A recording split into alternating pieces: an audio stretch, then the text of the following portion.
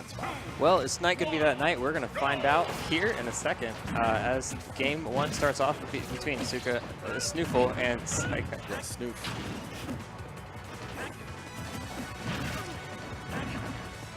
Fox starting off strong with, you know, signature Fox combos. Yep. And already, Saika just not going to bother with letting SNooFL kind of have his setup at ledge and mixing up his recovery. But so far, SNooFL has been just really playing around too, yeah. Yeah, he's been locked down on neutral, not letting Saika get a chance to really breathe, and that's going to be a pretty dominant first stock.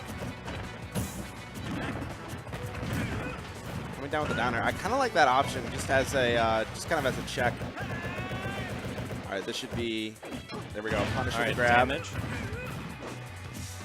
A little bit late, still safe. Didn't go too far down, so Saika is going to be safe recovering.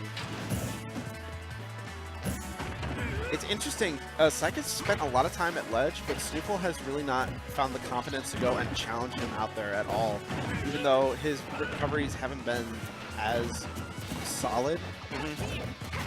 Something I've noticed Saika do is a ton of tether cancels, which is actually pretty difficult if you mess that up, you're dead.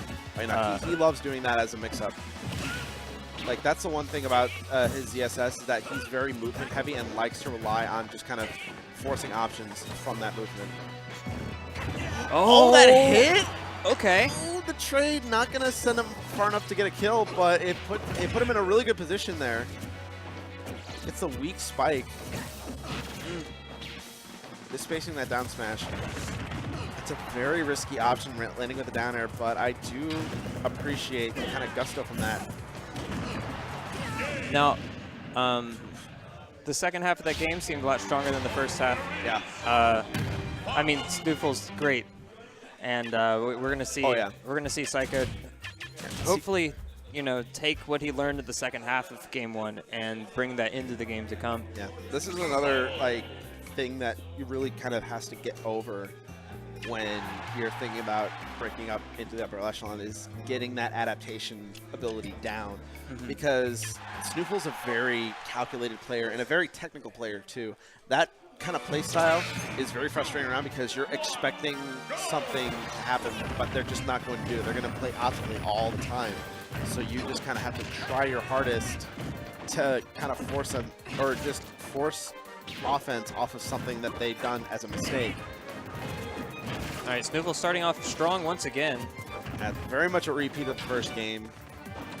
Keeping Saika stuck at the ledge, pulling him into the air, and not really getting anything off of that, but is that? Yeah, that's going to take it. So once again, a very dominant start for SNooFL. Can we see what we saw at the start of game one here? Or is SNooFL just going to continue to just express his dominance? Yeah. Yeah, any time that Saika's landing, he's just trying to land with an option, but SNooFL's just kind of ready with the punish right away.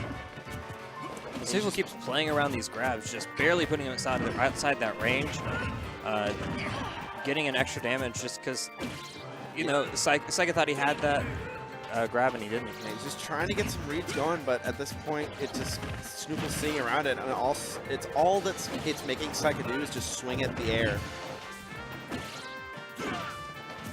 Rolls on, safe there.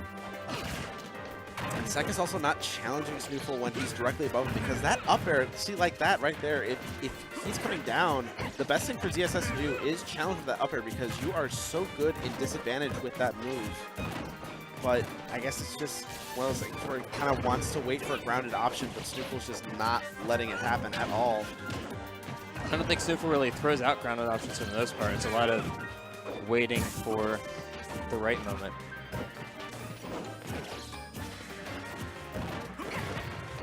Oh, that was supposed to be it there. Saika's at 144. Swinging. And that nair is not quite enough. That was some bad DI on that nair, though.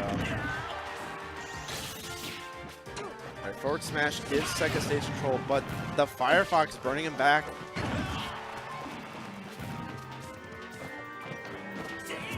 I mean, it's ZSS, so it's never really off the boat.